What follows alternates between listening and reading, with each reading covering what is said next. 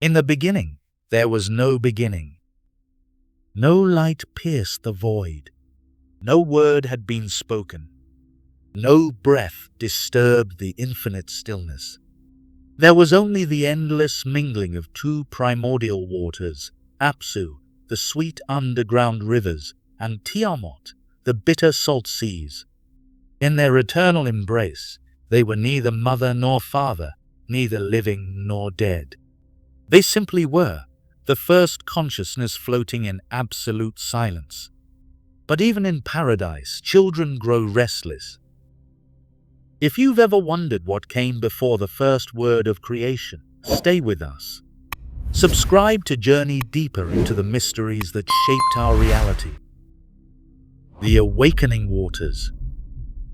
From the union of sweet and salt, the first gods stirred to life. Lomu and Lahamu emerged from the cosmic womb, followed by Ansha and Kisha, the horizons of heaven and earth.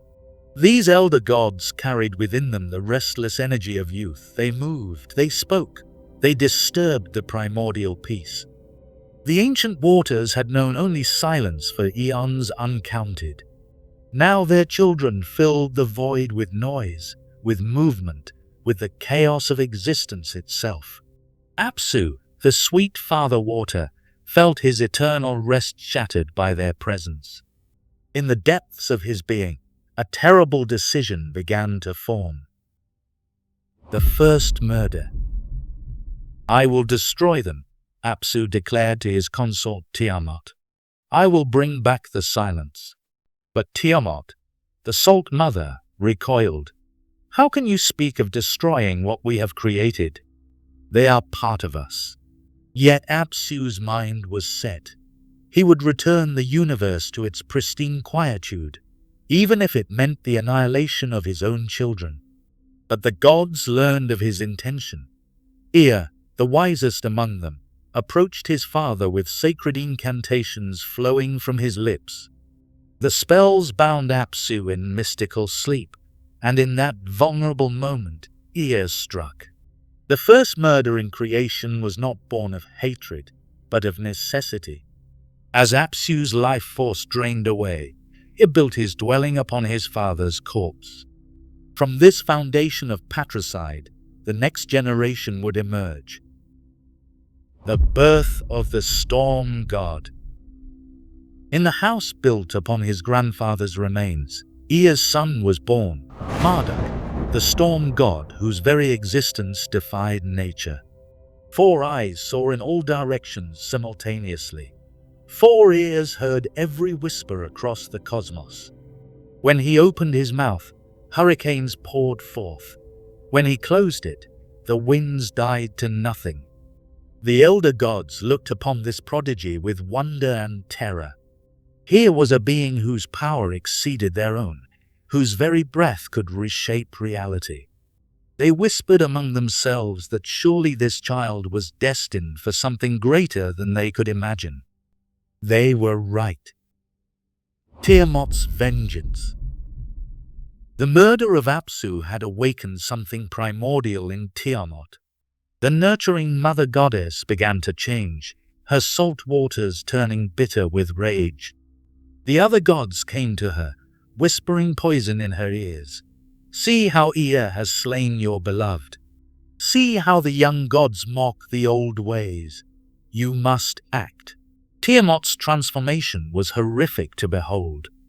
Her body twisted into the form of a great dragon, her eyes blazing with the fury of chaos itself. Around her, she birthed 11 monsters, serpents with venom for blood, dragons with crushing jaws, demons with razor claws. She took Kingu, one of her offspring, as her new consort and placed around his neck the tablets of destiny, the cosmic laws that governed all existence. The war for reality itself was about to begin. The divine bargain. Terror seized the younger gods as they beheld Tiamat's monstrous army. None among them possessed the power to face the primordial chaos dragon. In their desperation, they turned to Marduk, the 4-eyed storm god whose strength surpassed all others. "Face Tiamat for us," they pleaded, "and we will make you king of all gods forever."